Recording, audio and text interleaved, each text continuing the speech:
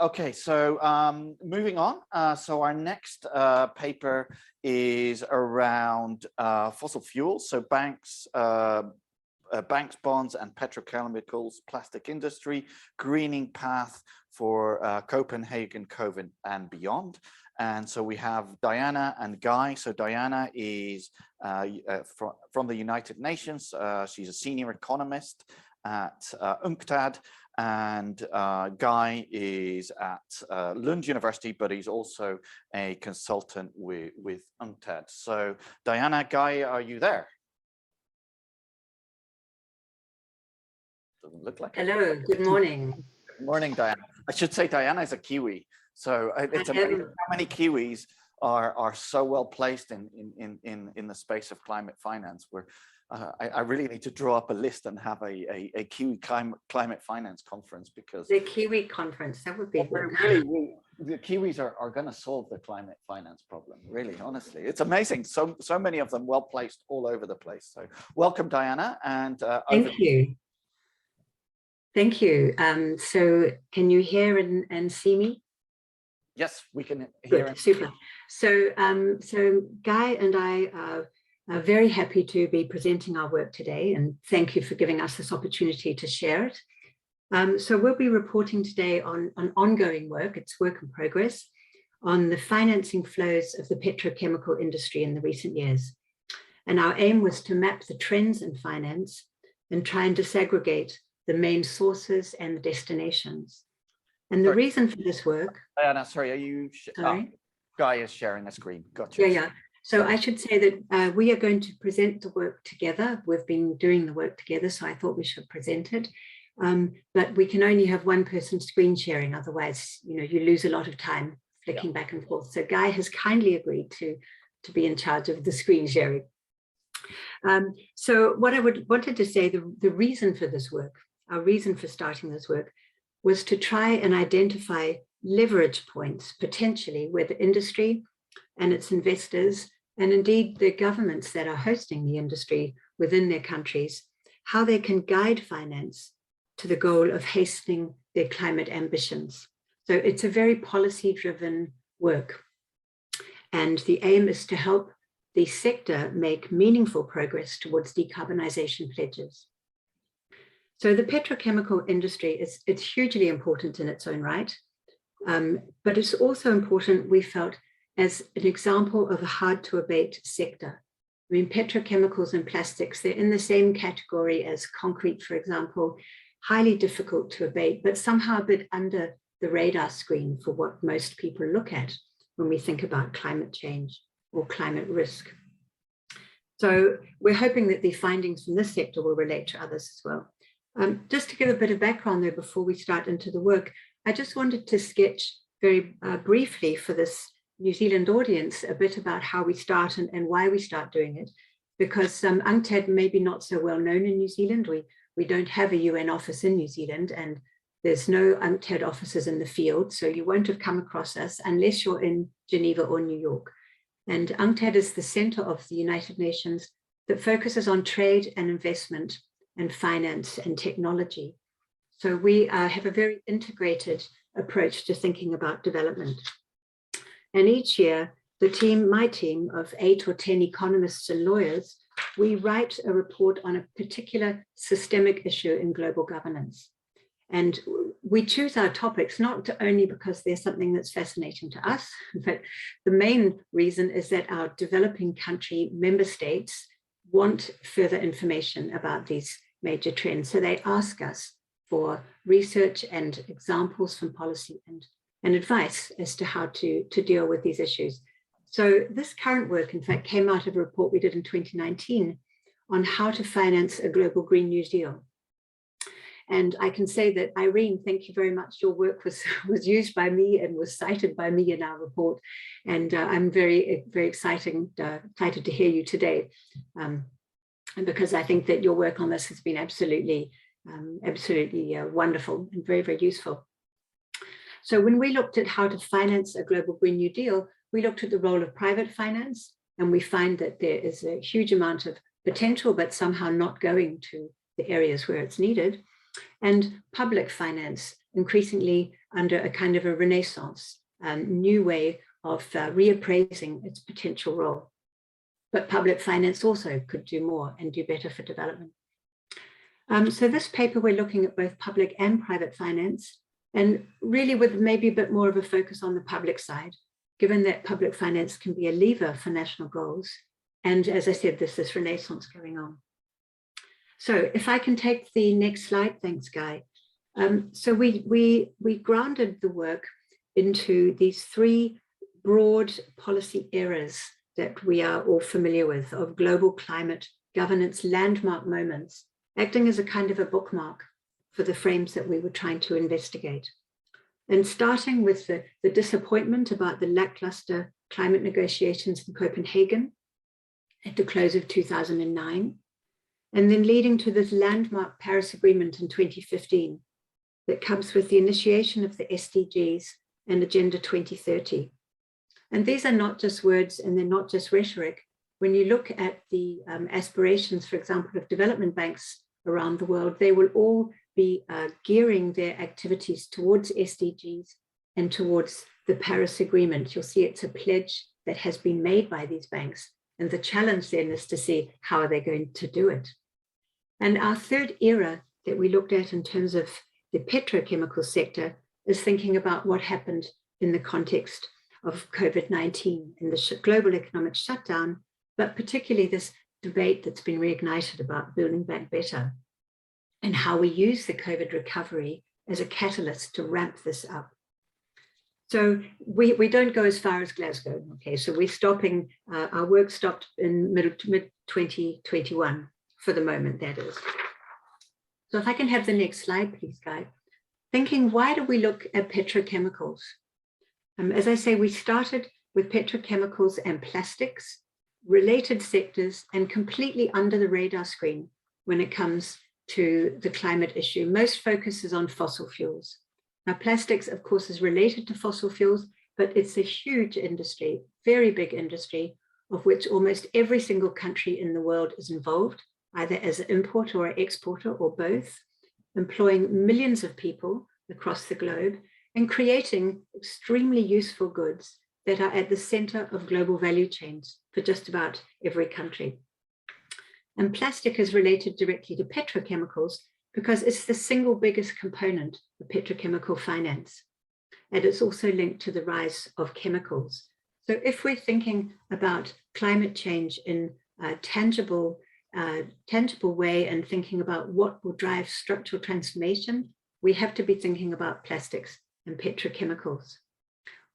It has long been thought about in terms of pollution, but now we're adding this climate change dimension because plastic is accounting for 20% of total oil consumption and 15% of the total carbon budget. So it's a big sector that can't be ignored, and there's big opportunity costs associated with the current practices.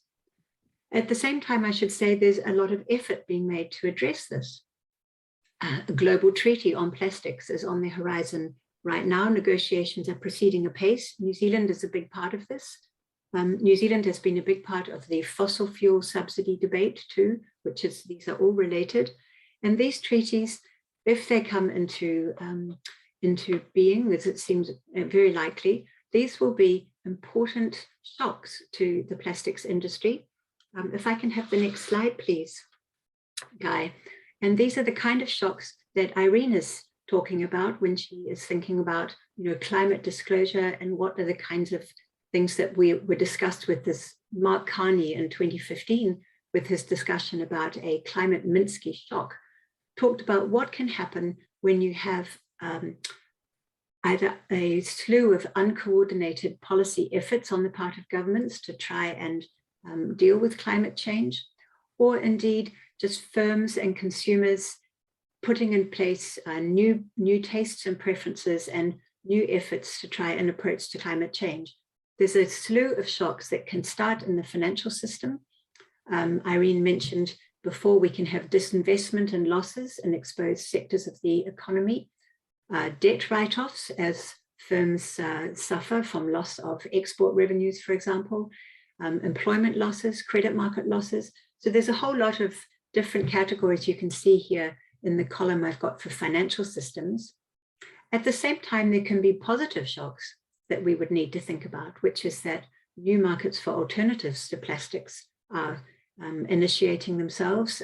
New entrepreneurs are using new mechanisms such as debt for nature swap or climate funds or green funds.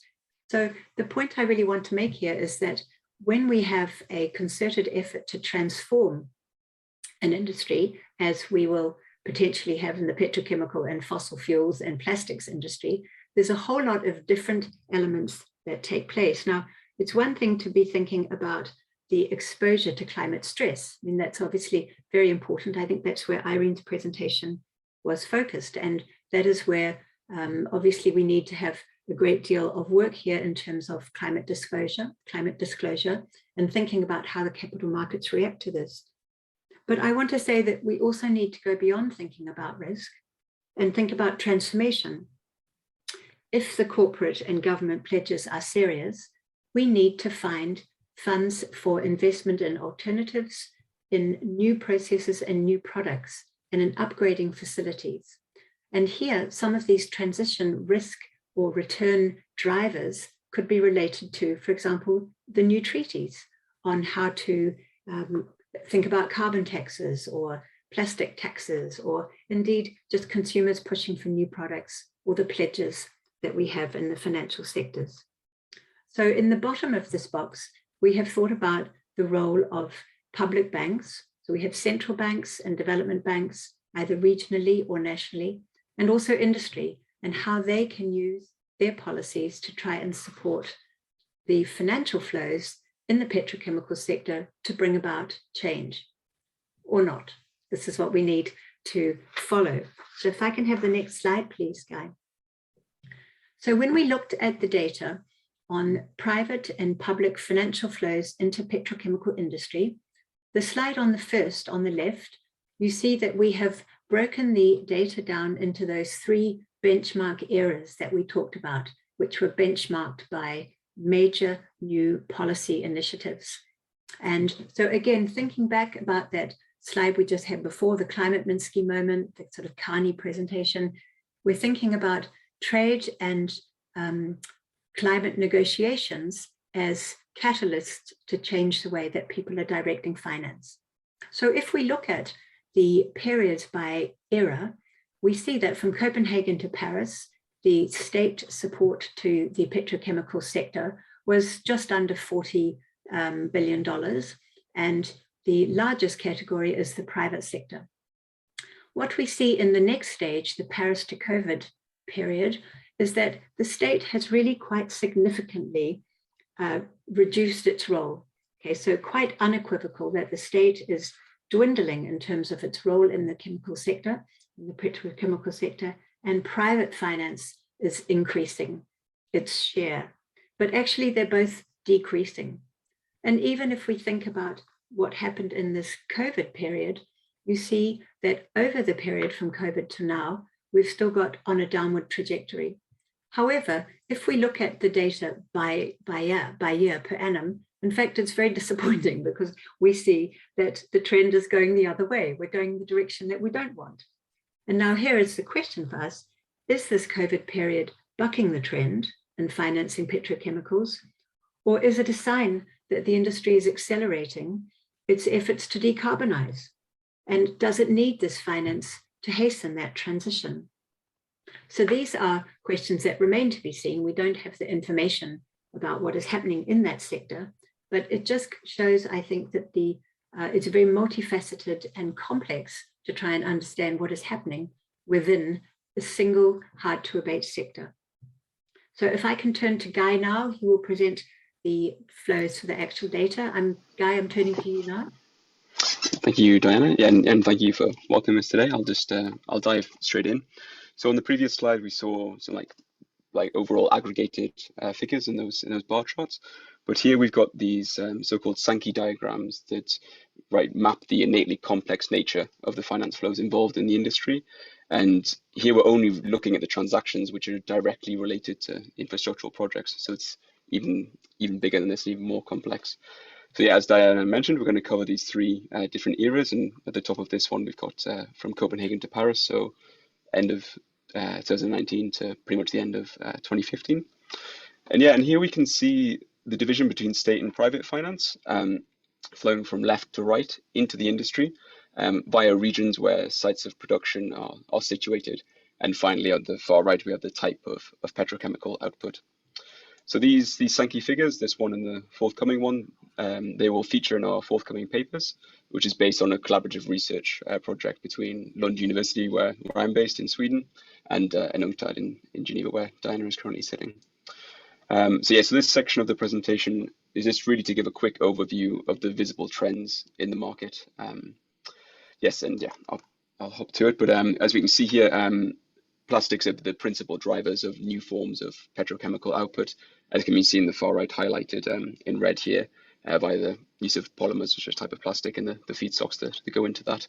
And then we've got urea and ammonia, which is referring to fertilizer, another large use of petrochemicals. And then we have other, just much more diverse uses of petrochemicals. If anything is unclear with the industry terms, don't hesitate to ask for clarifications. Hopefully we'll leave enough time at the end. So moving on, so this is the Paris to COVID era, so after the landmark Paris Agreement, which Diana mentioned. So this and the following Sankeys are slightly different in nature than the previous one, as they're covering the finance flows stemming from different regions into the industry, but they're not uniquely linked to specific projects like we just saw. It's more about where the banks and the firms and the public finance institutes are situated in the world and that are providing the finance for the industry.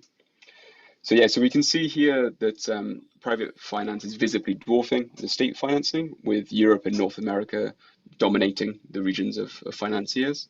And this isn't visible here, but Asia Pacific was the standout location for new production within this era, and again with plastics driving demand as you might expect.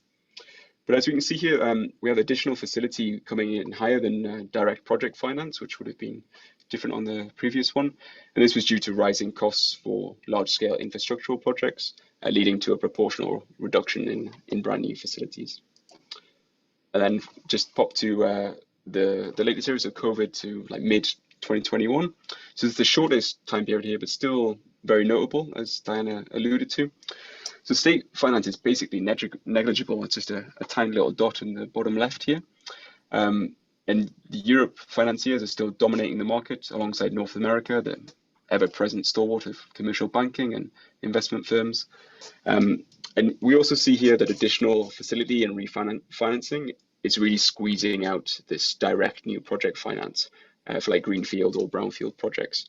And this was due to the industry swallowing huge amounts of corporate debt for financing to gloss over the reduced demand for products due to the economic slowdown. So we can see the public sector has been adapting and changing its financial flows to the sector, but the private sector is seemingly slower to respond. And it looks like it's going in the wrong direction in this current era. So unless these private funds are being used to finance transition, which is perhaps unlikely given the small amount of green bonds which are being issued, but we'll touch upon that in a second. So the sluggish response from the private sector is maybe a sign that the commodity markets require stronger guidance and perhaps even regulation from state institutions to incentivize a move away from a fossil fuel reliance, which they have such a dependency on now. Now, this very complex looking Sankey diagram is just a snapshot which is covering all of the active finance flows in the industry as of June this year, regardless of when the flow commenced. And it's not just related to infrastructural projects, hence the much larger figures, given the inclusion of general corporate purposes. And here you can see the entirety of the commercial bond market within the industry, which has been investing and kind of snaffling up all of the industry's debt in recent times. The color coding, so purple is private finance, green is state, and when it becomes turquoise, that's when they've been mixed together and blended via the bond market. So you can see the central banks going into that via quantitative easing, as we saw in response to the pandemic. Yes, as we can see, just to the right of the center, the commercial bond market is really dominating this, to say the least. And according to some recent Bloomberg data, there are over 2,400 investable bonds within the industry. yeah, and hopefully we're going to get a digital version of this, which will be able to make sure that you can like hover your cursor over it and it will show you the exact value of each particular flow, which will be much more useful if you're looking into using the data. So I'll try and hurry through this. Here we're going to switch our view a little bit from the flows and instead have a look at the power of equity in the industry. So this is just a mini overview of some of the most prevalent equity holders and the 10 largest companies within the industry. As you can see here, BlackRock and Vanguard are fairly ubiquitous, as you might expect, as they are across the world of finance. I think, yeah, in the list of the 50 largest petrochemical companies, BlackRock have holdings in 34 out of the 50, whereas Vanguard are in 46 of the 50. And we can see here, this column is to do with the Norwegian Sovereign Wealth Fund, acting in much the same way as these private investment firms, but with over $500 million of their $1.1 trillion, I think it was last time checking, worth of holdings to fund 23 of the 50 largest companies, but crucially with public money. And speaking of public money, here's two of the world's largest petrochem companies with a state majority holding, China's Sinopec and the oil giant Saudi Aramco's chemicals subsidiary, Sabeck. So in general, state-controlled stakes represent a small proportion of total equity, but the numbers are still pretty significant. And these are just the companies which have a 15% or more equity holding from the state, which are staying with the 50 largest companies. I could say more on that, but I want to leave a bit of time for Diana, who's going to tell us more about multilateral development banks. So I'll hand back over to you, Diana. Thank you, Guy. So, all right, in the interest of time, I'll move quite quickly. So one of the messages that I picked up from Guy's last couple of slides is that, you know, state equity is one mechanism through which governments can help to leverage the sector if that is the decision that is made as a national policy goal.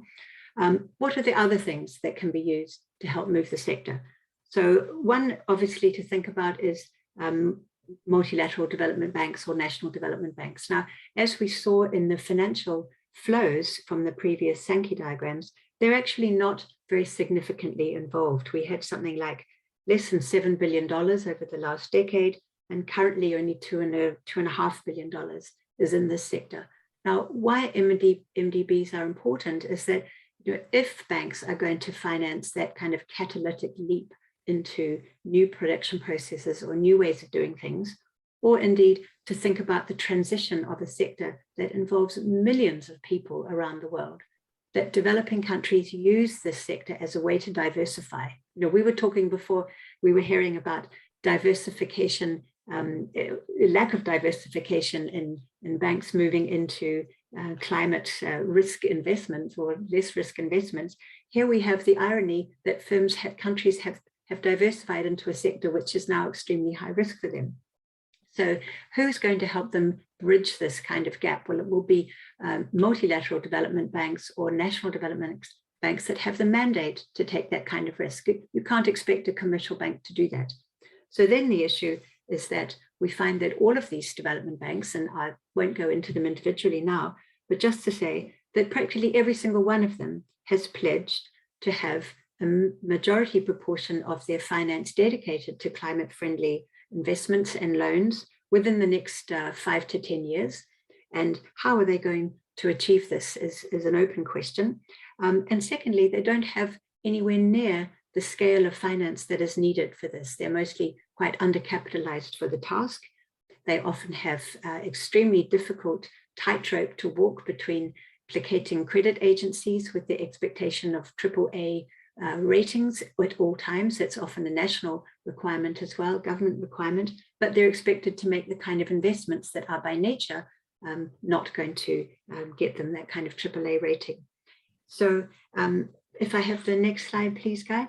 So alongside MDBs, who else can work in this area? Well, central banks. Central banks account for a large proportion of the current public funds into the sector, with either direct purchase of company bonds or lending to companies, but they can also help guide the financial sector. And there has been a great history of this in terms of the transformation of the East Asian structural transformation of the last century. And there's a big debate going on about this, which I'm sure that people in this room are very well aware, but what should be the appropriate role of central banks in terms of trying to take this kind of role in guiding credit as well as creating it. So just very briefly to say that the ECB, for example, the Fed and the Bank of England, all of these banks have contributed to increased holding of these bonds, of fossil fuel and petrol and plastic bonds, as part of their COVID quantitative easing schemes.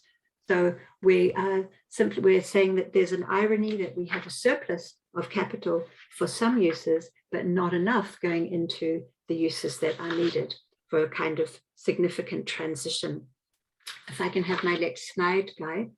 So the third aspect where we might find sort of a silver lining for the petrochemical and plastics industry is in the green bond market.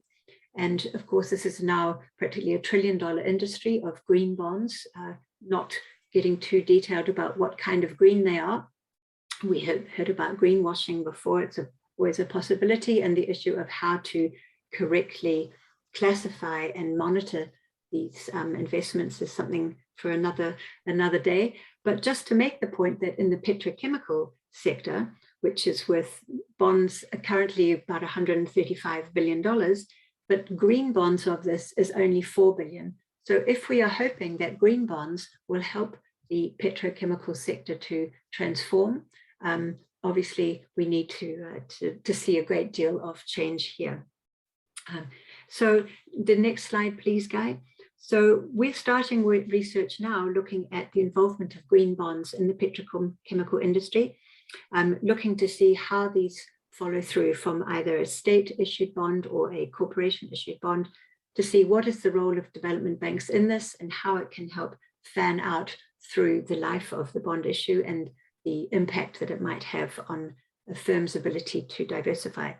So this particular depiction comes from Indorama, which is a 30th largest petrochemical industry in the world, petrochemical company in the world. It's in Thailand, and it has just recently announced a $300 million sustainability-linked bond, oversubscribed 3 times to show the kind of demand there is in the green bond market. And it is using this funds for some sustainable activity, including recycling of synthetic textiles and plastic packaging and plastic bottles. So this is one small startup of this. It's related to what's called a blue loan as well as a green loan. And it has links to the SDGs. Now, let's not get too excited about it yet. It's just a start. But the question is, is this green bond market going to provide the kind of sustainable finance that is needed for the sector to make some kind of changes if we really are going to have pledges maintained, the pledges of the banks and the corporations and the governments in Paris commitment.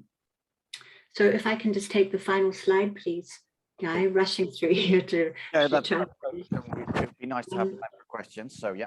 Yes, exactly. So I just want to finish by saying, our final takeaway message is that the industry is creeping towards a kind of a transition. It's got the demand to do so from corporates in the sector itself, who are pledging to low carbon or zero carbon futures. We've got the development banks who are financing them, also making those pledges, and within quite a short time frame.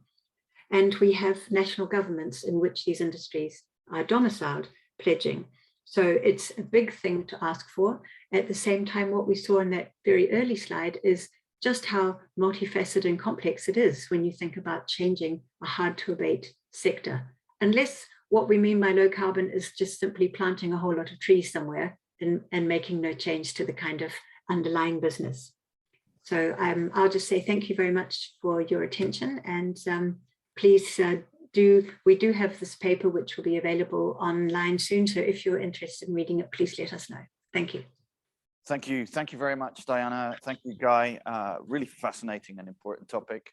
I mean, you had some beautiful slides, but the one with that pile of plastics, and we've all seen the images of whales and just the plastic waste on the oceans is a frightening thing, and what we're doing to our environment and species as a result of it. So hugely important topic. Any questions? So I think we've got time for one question, unfortunately, because we need to keep the schedule and give people an opportunity for morning tea. So any questions? Helen. This is Associate Professor Helen Roberts. Helen Roberts. Kia ora, and thank you for a very, very interesting presentation. Guy, in those diagrams you showed, I noticed the impact of the Middle East and Africa in particular. So is there sort of regional effects in different parts of the world where more attention needs to be placed in order for the work that you're doing to have, a lived out impact on changing the way we deal with petrochemicals and investment into that industry? Yes, I mean, sorry, go ahead. I really liked your first, those flow diagrams, because that showed the geography of it. Actually, would have been interesting to see it across all three periods, right? Yeah, I mean, we have all of these Sankey's available, just not enough time to share them all. But yeah, I mean, as we've seen, like, so much of the finance coming from Europe and North America specifically, but the sites of production are really getting diversified between, recently Middle East and Asia, and a little bit within Sub-Saharan Africa as well. What I was going to say is that these regions need a huge amount of support, that they're kind of falling victim to this exporting emissions and kind of philosophy, and they don't have the infrastructural capacity at the moment to ramp up their different forms of waste management, chemical recycling, all the things that would hasten the climate ambition of this industry. And so that support also needs to come from the regions which have been financing it over recent years. Okay, Guy, Diana, thank you very much. Really fascinating talk. Yeah, I think I mean, one of the aims of this is to generate ideas for research, and definitely the petrochemicals is definitely one open for further research. And Diana, I look forward to continuing our conversation as well. So thank you very much. Thank you. Thanks. I hope people can hear the applauses from the room, but there was plenty of applause. So thank you very much. So we move on.